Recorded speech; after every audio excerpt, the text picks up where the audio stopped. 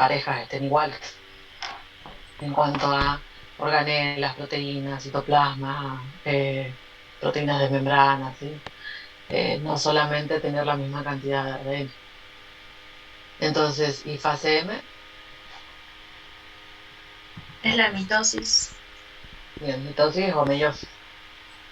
Y alguien te dijo un punto de control entre fase S y G2, que es para, bueno, en realidad control de la fase G2 y control de la fase S. Y de la fase S, una de las compañeras ya mencionó que se controla en la fase S. Que todo el ADN esté duplicado correctamente. Y es donde ocurren los procesos de reparación y eso. Bien, ¿y qué errores pueden ocurrir a nivel del ADN que hay que reparar?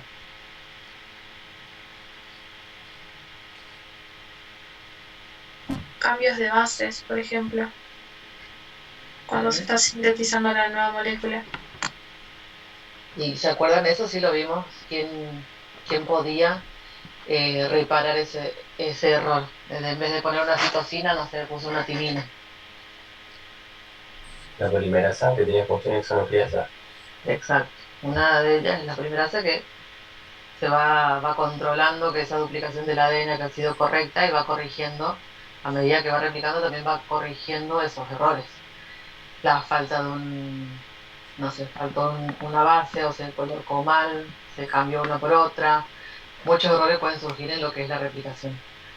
Y en el de la fase, el punto de control de fase G2, que les menciono acá, que creen que puede controlar.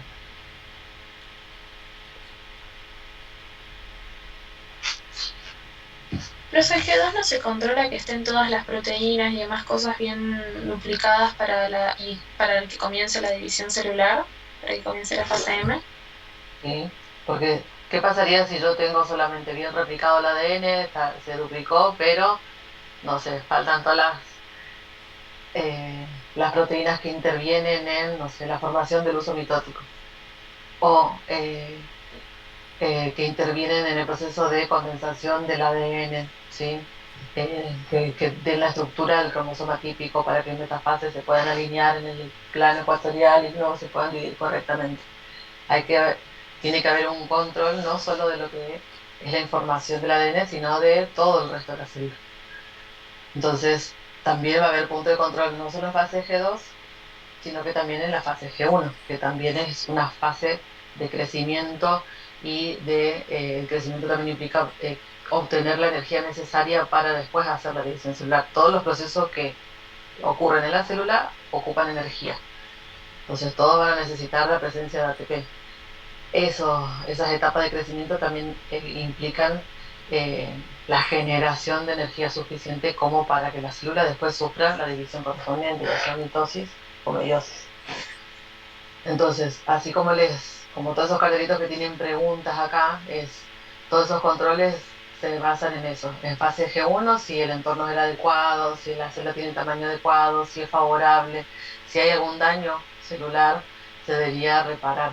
En la replicación del ADN, si hay algún daño en la síntesis, si hubo una mala ubicación de nucleótidos, la polimerasa y hay otras proteínas también que se encargan de reparar ese daño en el ADN, o si hay un daño que no se puede reparar, que es muy grande, hay proteínas que se encargan de activar una cascada de señalización donde se deriva esa célula, se la puede, eh, se puede señalizar como para ir hacia apoptosis, es decir, hacia la muerte celular programada, o para que sea degradada toda la célula. Porque nada, es una célula que tiene fallos y no se pueden corregir de forma que esa célula pueda ser viable. ¿Sí? Lo mismo el control de la fase G2.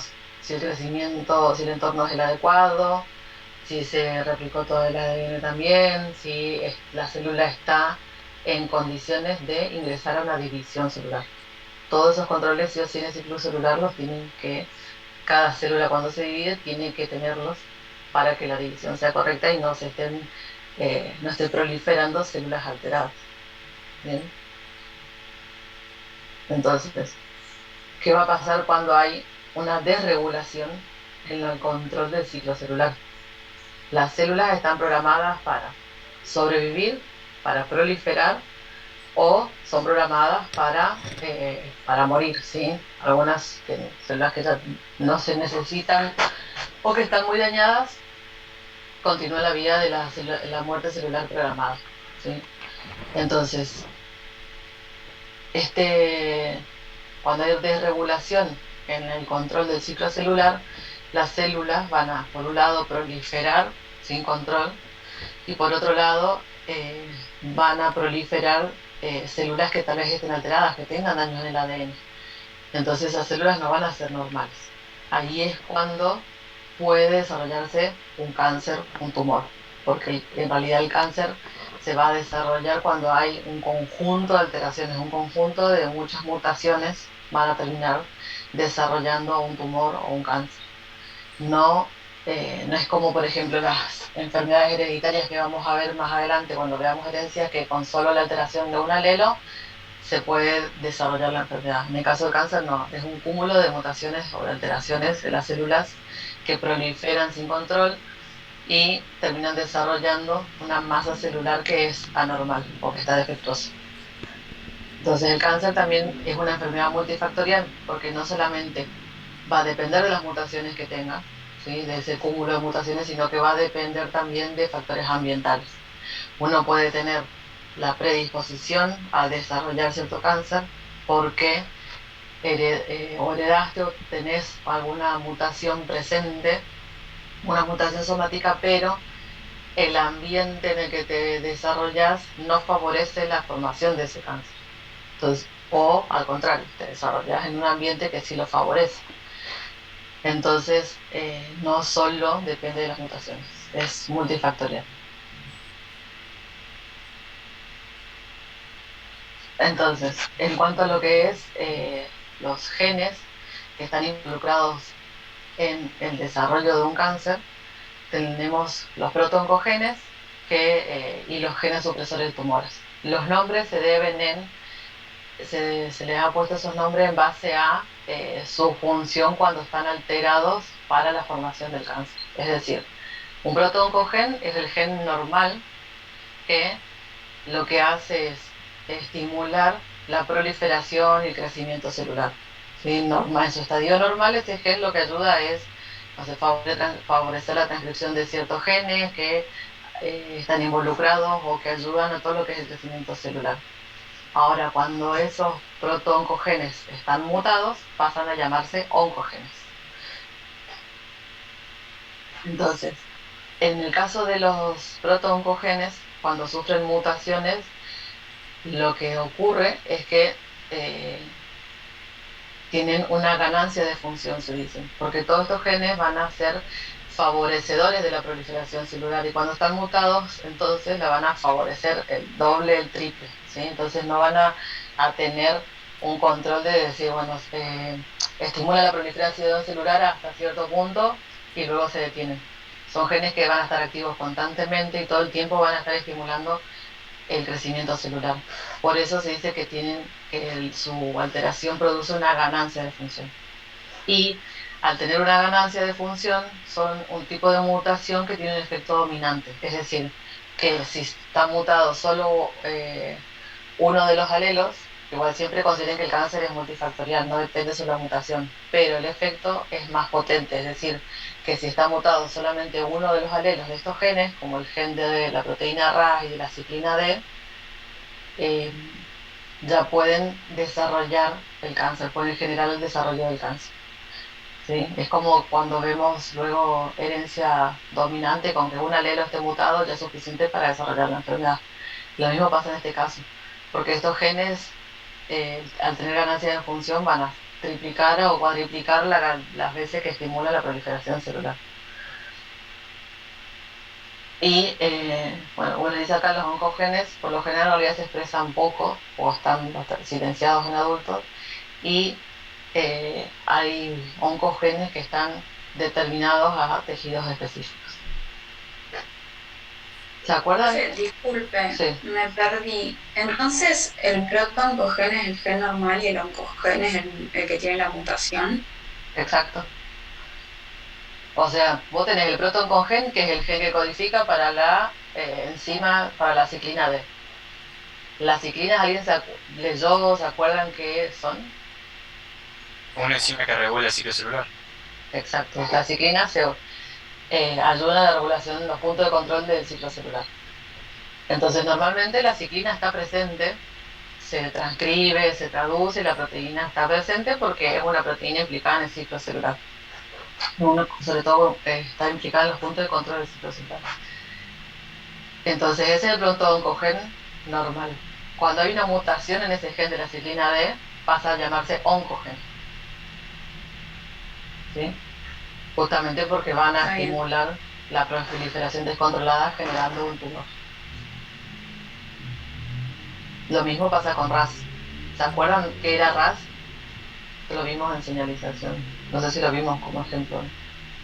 No sé si lo llegaron a ver como ejemplo, pero es una enzima involucrada en señalización intercelular. ¿Se acuerdan de haberla leído? Sí, la idea sí. ¿Se acuerdan las vías de los tipos de receptores que teníamos en señalización celular? El fosfinocitol era uno, la fosfolipasa, y no me acuerdo ninguno. Pero ¿se acuerdan qué tipos tenían? Los de proteína G, por ejemplo, Exacto. asociados a proteína G. Asociados a proteína G, ¿cuál más? Asociados a AMP cíclico, creo que también hay uno. No, creo que es otro. Sí. La AMP cíclico es un segundo mensaje generado por la activación de los receptores acoplados a proteína G. ¿No se acuerdan ni uno más? Los receptores que están en canales iónicos. También esos. ¿Cuál?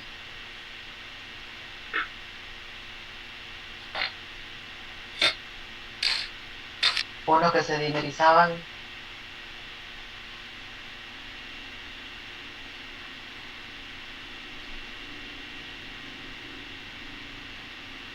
Bueno, el RAS, ¿sí? Es como les dice ahí, es un conjunto, es un interruptor y regulador.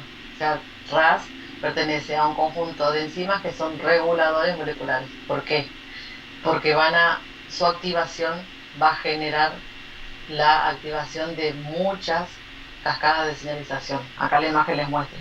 RAS es una proteína que se activa unidad GTP y está desactivada unidad GDP, ¿sí?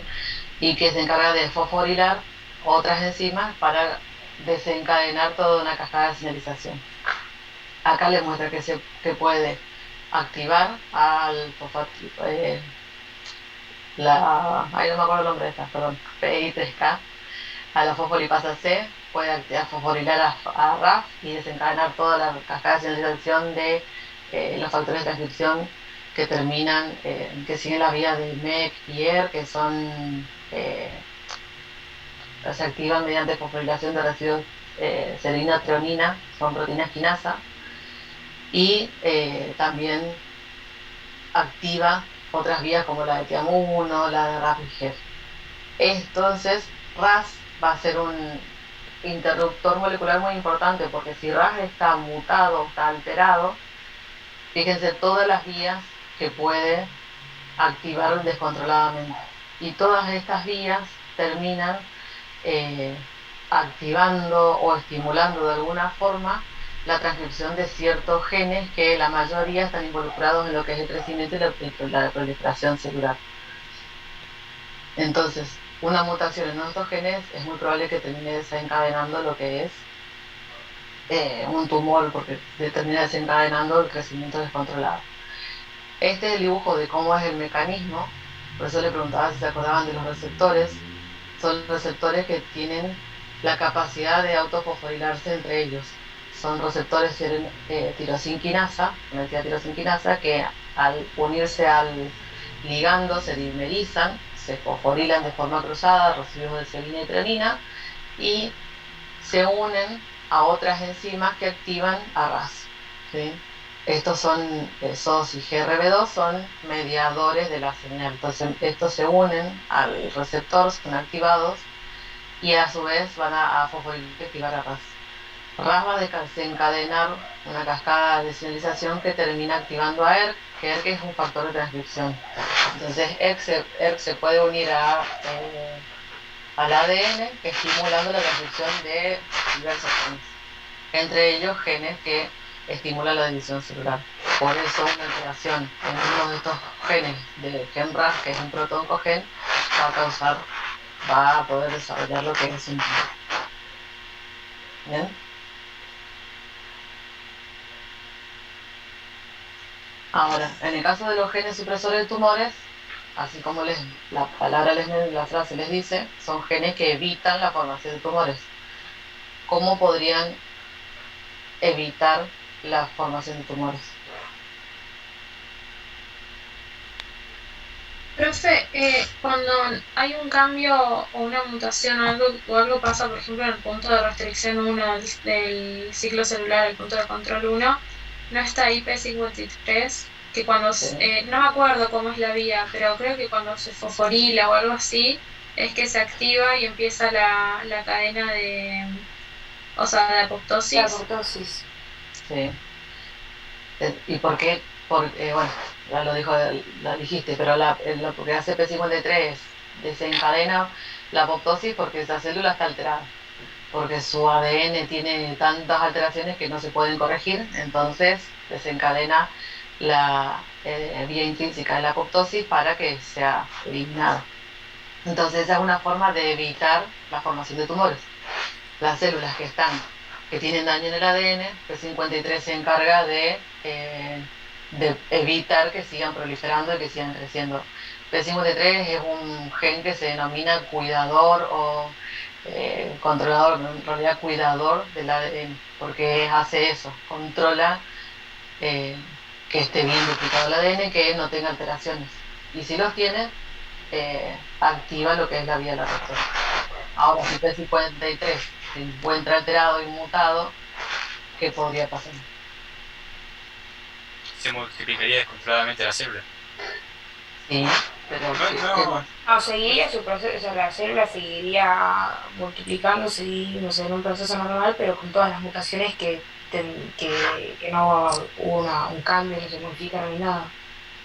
imagínense que todas las alteraciones que tenga el ADN en cada división, cada célula sufre miles de divisiones hasta para formar un tejido, normalmente, o sea, van a tener muchas divisiones las células. Piensen que cada vez que se divide no hay nadie que controle cada alteración que ocurre a nivel del ADN. Si bien van a tener ADN polimerasa, hay errores que la ADN polimerasa no llega a corregirlos. Entonces, si no tenés quien lo controle, que realmente esa célula puede dividirse porque es normal, esa célula se va a dividir y en cada división esa célula puede acumular mutaciones y puede acumular cambios en cada división. Eso va a llevar a la formación de células anormales. Y en este caso, en el caso de los genes supresores de tumores, cuando hay una alteración, se produce una pérdida de función, como es P53. P53 es el controlador del ADN. Cuando se muta, cuando está alterado, pierde esa función, ¿sí? Y en este caso tiene un efecto recesivo, es decir, el efecto es menos potente que en el caso de que esté alterado un protoncogen, porque tienen que estar dos alelos alterados para poder desarrollar la enfermedad. ¿Sí? Sí o sí los dos y no solamente uno, como en el caso de los protoncogenes. Bueno, acá les menciona cuáles son las funciones de P53. Va a detener el ciclo celular, se encarga de reparar el ADN, ¿sí? También activa la entrada en senescencia de la célula, la activación de la apoptosis. Tiene muchas funciones P53. Todas ellas se encargan de controlar que las células normales sean las que se repliquen y no las alteradas. Por eso se denomina se le llama guardián del genoma. Fíjense que la activación de P53 puede desencadenar varias vías, no solamente, o sea, va a estimular a diferentes factores de transcripción. Entonces, no solamente va a activar la apoptosis, sino que tiene muchas funciones P53.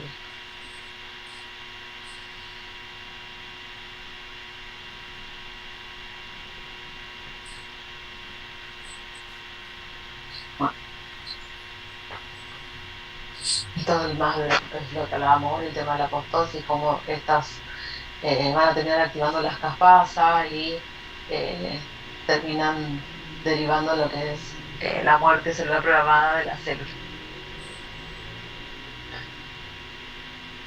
Ahora, en el caso de los oncogenes también puede haber activación por medio de translocaciones. ¿Se acuerdan qué es una translocación? Un cambio de material genético de un cromosoma hacia otro. Bien, ¿y qué tipos de translocaciones puede haber?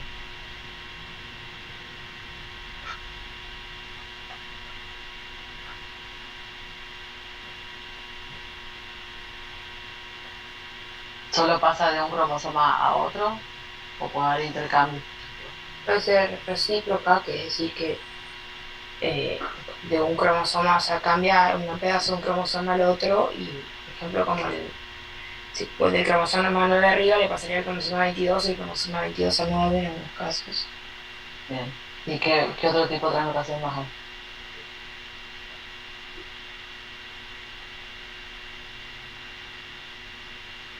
Hay una más que es bien diferente. La reversioniana era. Bien, Pero bueno, ¿te acordás de qué se trata?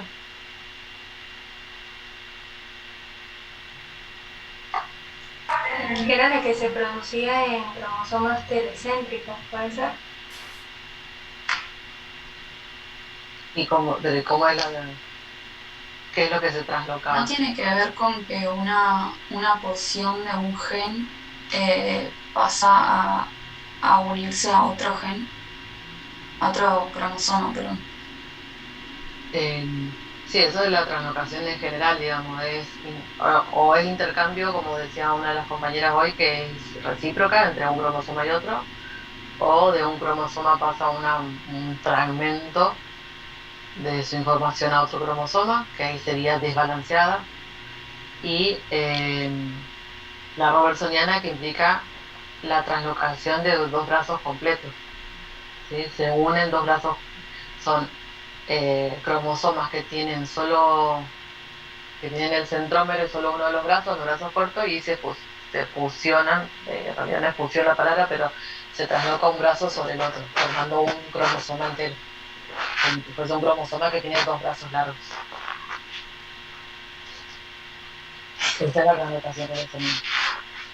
Entonces, en las translocaciones, ¿qué pasa cuando hay ese intercambio de información o cuando se pasa una porción de un cromosoma al otro?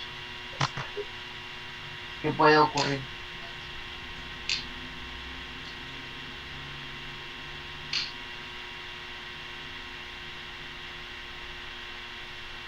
¿Sería totalmente normal una persona con una translocación? Fenotípicamente.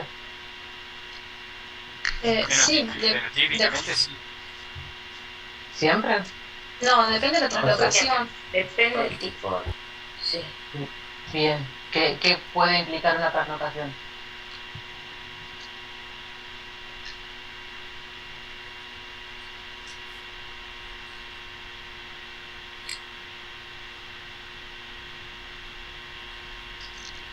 ¿Se acuerdan cómo es la estructura de un gen?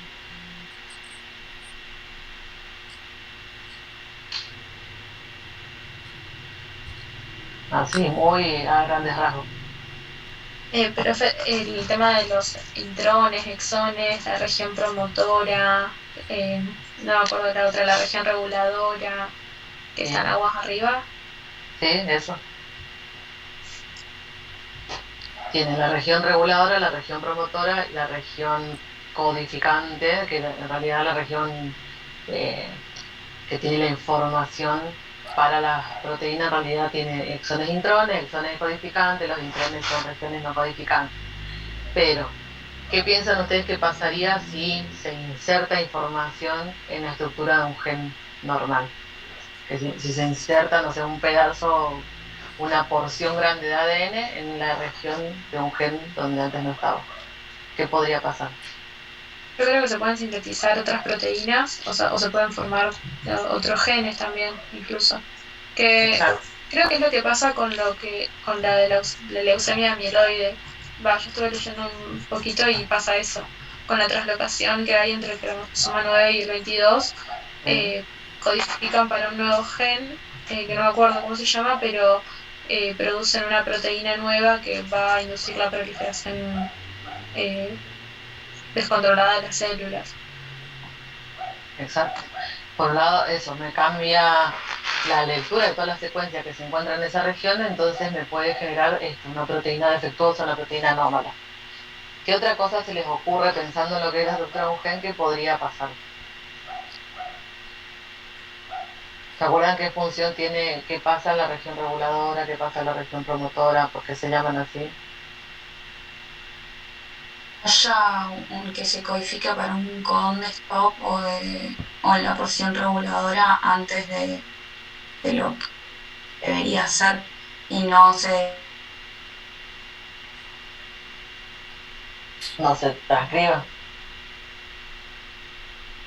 Ok. La región, ustedes en el gen van a tener regiones que, si se unen los factores de transcripción, cuando se une a cierta región del gen, por un lado, promueven la transcripción de ese gen, y por otro lado, la región regular regula qué tanto, con qué velocidad se va a transcribir o no ese gen. Va a transcribir en realidad así, más lento, más rápido, ¿sí? Si yo inserto información en una estructura de un gen normal, si inserto información nueva que se ubica cerca de la región reguladora o la región promotora, puede ser que ese proceso me genere la transcripción más rápida de un gen nuevo, de un gen que viene de otro cromosoma y no del gen que estaba siendo regulado constantemente, ¿sí? O sea, yo estaba, no sé, se regula la transcripción del gen ABL, por ejemplo, normalmente, que es una proteína antiapoptótica. Entonces, perdón, es una proteína proapoptótica. Entonces se regula la transcripción constitutivamente de ese gen normalmente en la célula. Cuando hay una translocación sobre esa región, en vez de regular la transcripción de esa proteína que es normal, se forma, no solamente que se forma una proteína defectuosa anómala, sino que también se va a regular la transcripción de esa nueva proteína. Entonces voy a estar formando otra proteína que no era la normal. Y tal vez a veces se acelera, a veces no es que se forme una proteína nueva como en el caso de BCR-ABL, sino que pasa a ser transcripta más rápidamente este gen nuevo que se metió, esta información nueva que se metió en esa translocación. Y eso también genera alteraciones, porque tal vez ese gen antes se transcribía a otra velocidad y de otra forma.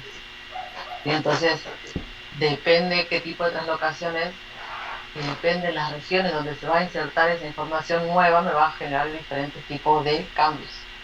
En el caso de la leucemia mieloide crónica, lo que ocurre es una translocación de una porción del cromosoma 9 al cromosoma 22. Y eso me genera una proteína que genera mantener activo constantemente. Es una proteína antiapoptótica una vez que está fusionada, una vez que está defectuosa. Entonces evita todo el tiempo la apoptosis de esa célula, ¿sí? Entonces esa célula que está alterada no termina desapareciendo, no puede activarse la vía de la apoptosis, ¿sí? Entonces crece y siempre va a estar alterada, va a dividirse constantemente. Y en el caso de la leucemia mieloide crónica, perdón, está mal el nombre, es el linfoma de Burkitt. Lo que ocurre es que hay una translocación de la región que involucra el gen que transcribe a MYC. MYC es un factor de transcripción. MYC se inserta en la región que codifica para la inmunoglobulina H y se inserta cerca de la región reguladora. Entonces comienza a ser transcripto todo el tiempo este gen MYC para obtener la proteína MYC, que es un factor de transcripción que va a estar defectuoso y por lo tanto va a mantener activo constantemente la transcripción de genes que están involucrados en la proliferación celular. Esa es una forma de activar oncogenes por translocación, ¿sí? No es que se altera la secuencia en sí del propio gen, como pasaba con RAS, sino que al translocarse es donde ocurre la alteración. ¿Se entendió?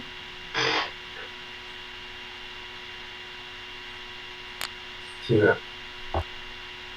Estos son ejemplos de todas eh, las enfermedades que pueden ocurrir por translocaciones, o sea, la forma en que se pueden activar oncogenes por translocaciones. El linfoma de Burkitt es este que le mostraba entre el cromosoma 8 y el cromosoma 14. Luego tienen BCR-ABL que ocurre entre el 9 y el 22 y puede causar leucemia amiloide crónica, linfocítica aguda. Y en el caso de BCL2, ¿se acuerdan qué función tiene BCL2?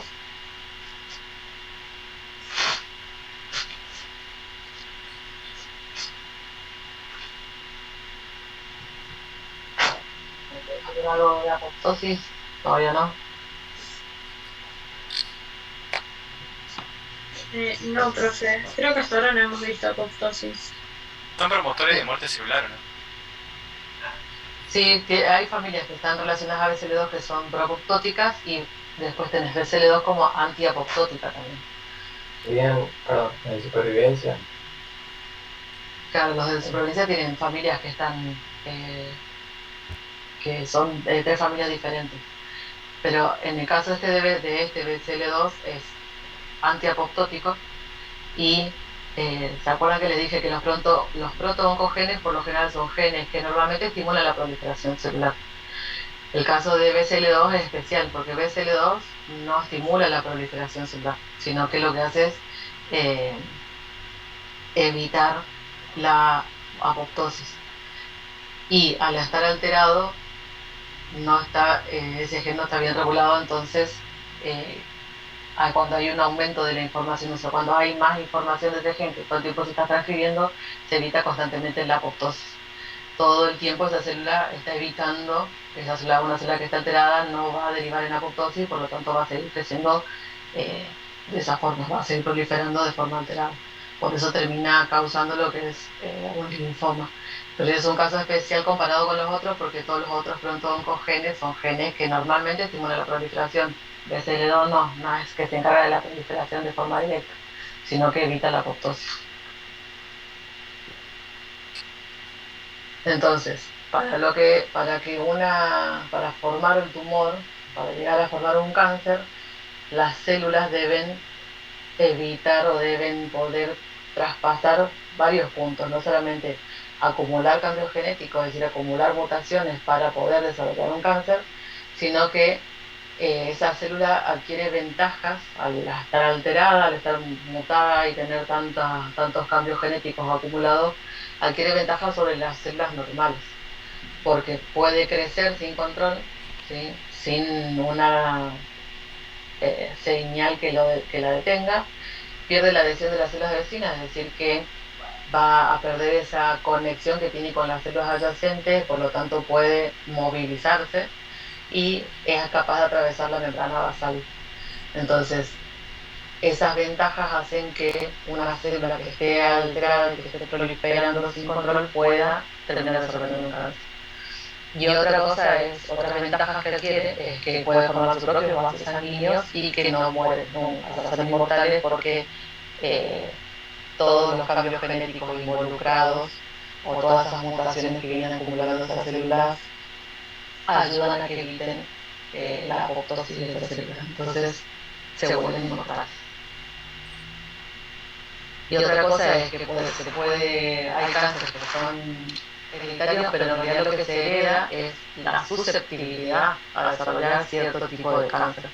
Pero no es que uno hereda el cáncer en sí, sino hereda la susceptibilidad. Uno puede heredar una mutación que, como les decía, si no se desarrolla en un ambiente adecuado que no favorezca la mutación, puede ser que nunca desarrolle el cáncer. Pero si se desarrolla en un ambiente que favorece a la mutación, sí se puede terminar desarrollando una enfermedad. Y el caso del retinoblastoma es un ejemplo de lo que es los tipos de cáncer, tanto hereditario como esporádico. Es decir, los cánceres en general puede ser que uno herede la susceptibilidad o puede que no, que simplemente acumula mutaciones somáticas que derivaron en un tumor. En el caso del retinoblastoma, la proteína RB es una proteína que evita el pasaje de G1 a S.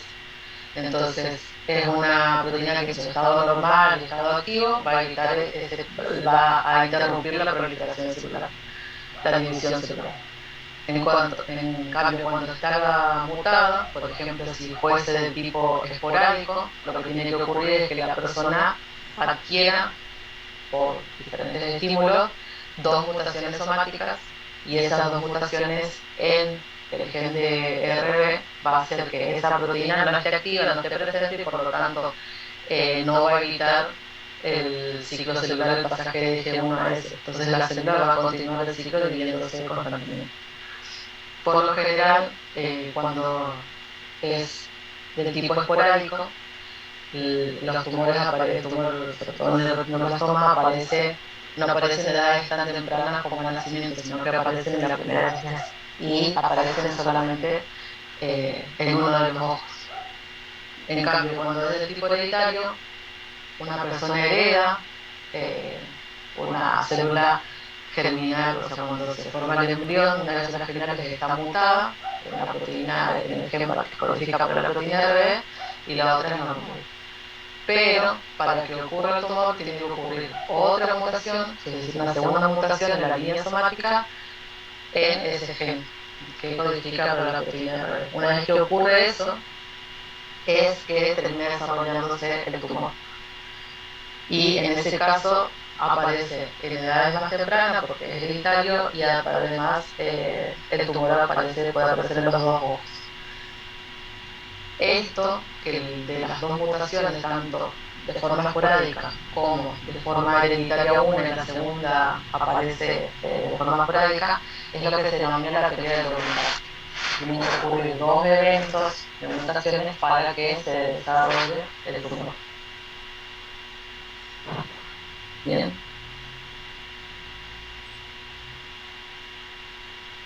Hasta ahí siguieron bien. ¿Tienen alguna duda? ¿Algo que quieran preguntar?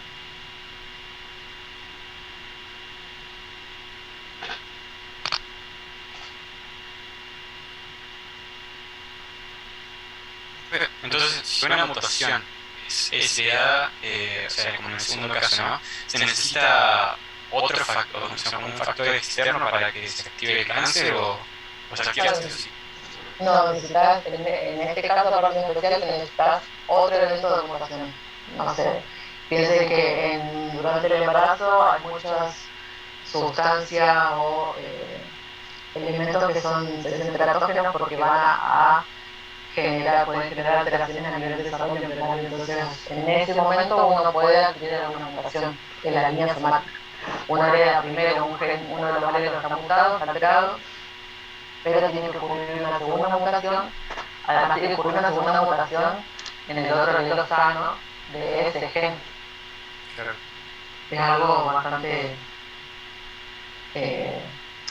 poco frecuente y raro, igual que las alteraciones, las dos mutaciones en la línea somática. Tienen que ocurrir dos alteraciones en el mismo gen, en los alelos del mismo gen, para que pueda desarrollarse el tumor.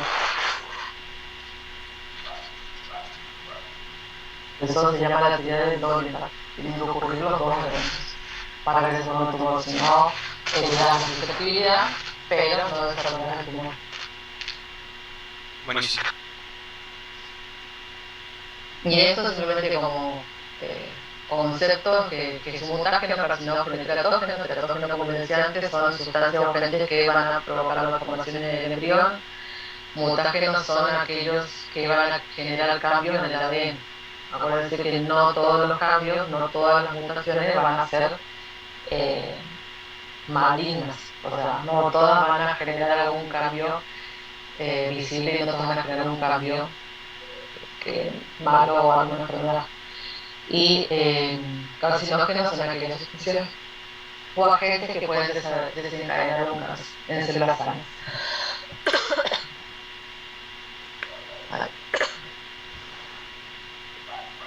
Bien.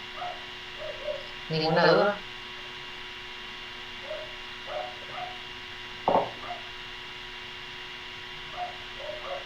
No sé, Eugen, si estás, si quieres agregar algo.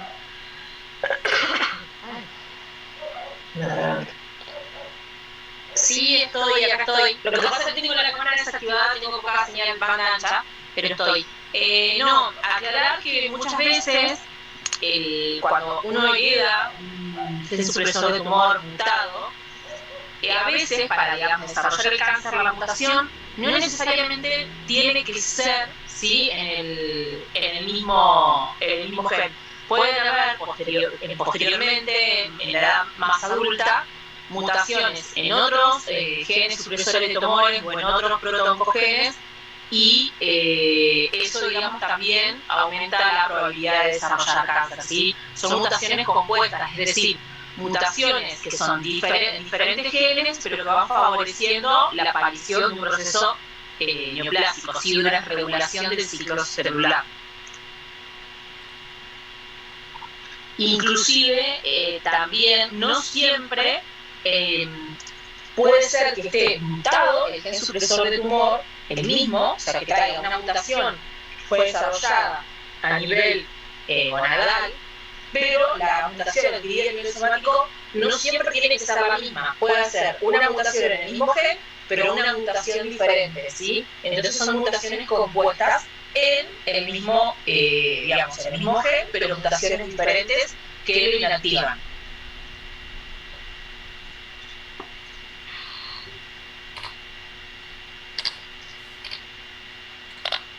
Bien. ¿Se entendió o quedaron?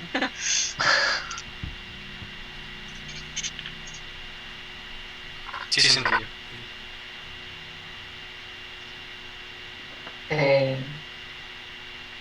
Perdón, me quedé recalculando. O sea que vos, es como que naces con una determinada mutación en el gen supresor de tumor y después pueden surgir otras mutaciones que aumentan el efecto, o sea, que podrían aumentar el efecto.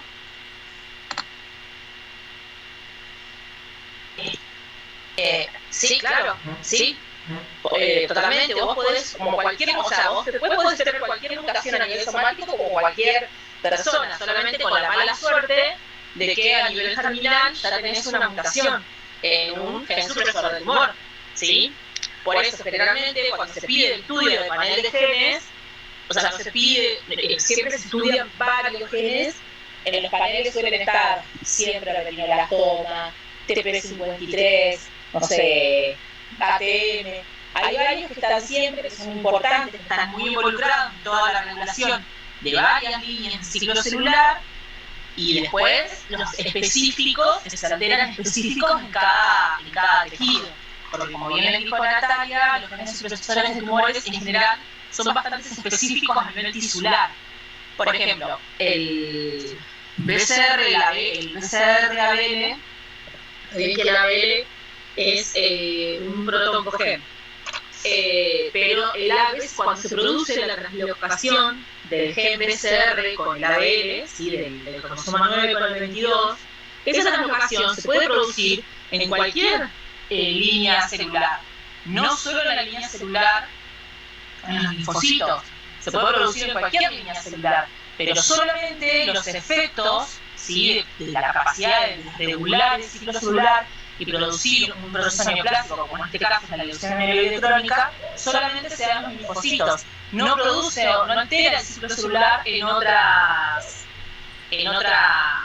tipos de tejidos.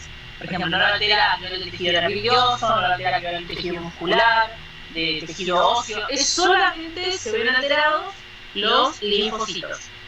¿Sí? Entonces, en general, vos depende de dónde apareció el cáncer, vas a agarrar y vas a tener genes que están asociados, tanto oncogenes como genes supresores de tumores, asociados a esas líneas celulares. Y después tenés un pool común que suele estar afectado en todos. Por ejemplo, TP53 siempre se pide porque, como bien dijo Nati, es muy importante, está involucrado en un montón de procesos en todas las líneas celulares. ¿Sí? Tenés algunos que son específicos y otros que van a ser más generales.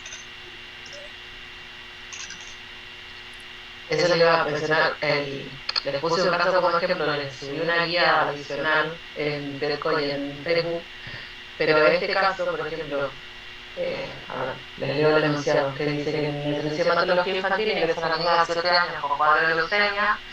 Al ingreso se constata que es la hermana de un paciente ya en tratamiento por osteosarcoma desde muy 15 años. Los niños son traídos a la consulta por el padre viudo y dice que la mujer falleció a los 38 años por un cáncer de mama.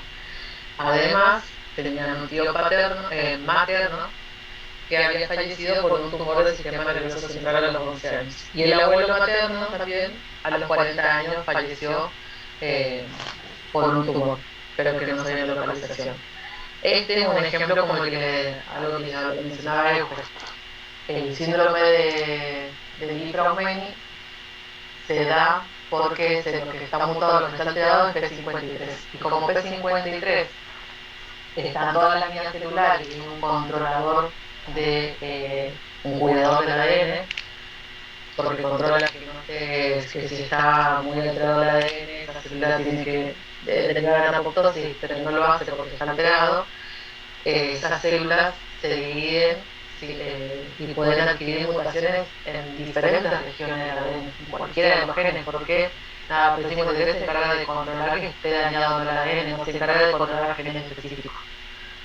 Entonces, las mutaciones que tienen son en diversos lugares del ADN y por lo tanto, fíjense, todos tienen, la familia del lado materno presentaban tumores de diferentes tipos.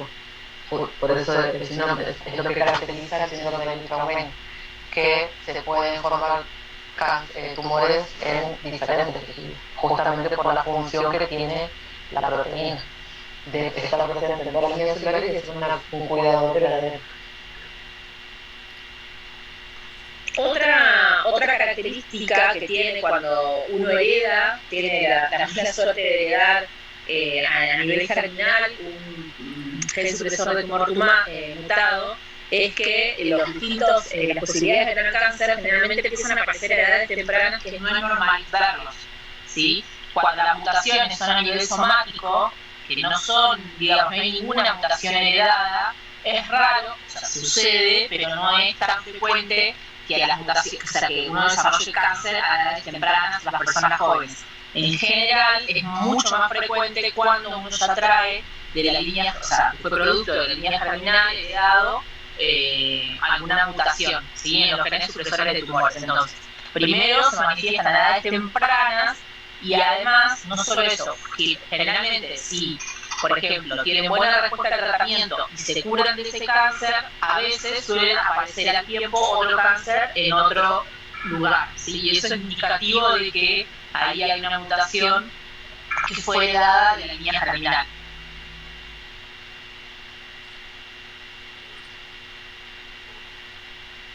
Bien, el caso real les quería hacer que lo analicen, pero nada, como tenemos que entregar el aula en un rato, no nos va a dar tiempo. Pero fíjense, en la guía que subí tiene 3 o 4 ejercicios y es todo ciclo celular, apoptosis y cáncer. Entonces pueden integrar los 3 temas cuando lo terminen de ver el lunes. ¿Alguna duda que les haya quedado de este tema o que quieran volver a verlo? Pregunta, profe. En el caso, por ejemplo, de estas mutaciones así de lobo, por ejemplo, la P53, cuando deja de funcionar, la pérdida de función, ¿todavía se sabe por qué pasa? O sea, ¿por qué de repente pierde la función? ¿O es la parte que todavía no hay ningún tipo de conocimiento acerca? Es que las mutaciones en realidad tienen diferentes agentes que pueden generar una mutación. El tema es por qué justo en ese gen no sabríamos por qué. Pero igual, o sea, uno tiene que, es como le decía hoy, para poder desarrollar el tumor, aparte de si heredas o no la susceptibilidad, o supongamos que no heredas ninguna susceptibilidad a cierto cáncer, tenés que acumular muchas mutaciones de la línea somática para poder desarrollar ese tumor. Así que todo, el cáncer no es una de las enfermedades más raras del mundo, sino que hay un porcentaje elevado. Sí. Pero bueno, estamos expuestos constantemente a gente, tanto durante el desarrollo embrionario como en la infancia y en la adultez, a gente que causan alteraciones en la vida celular. Ese sería el porqué. Bien. Gracias.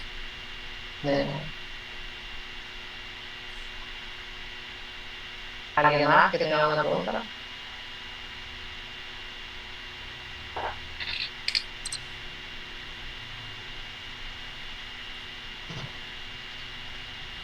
Bueno, si no hay nada más, nada, tiene la guía adicional.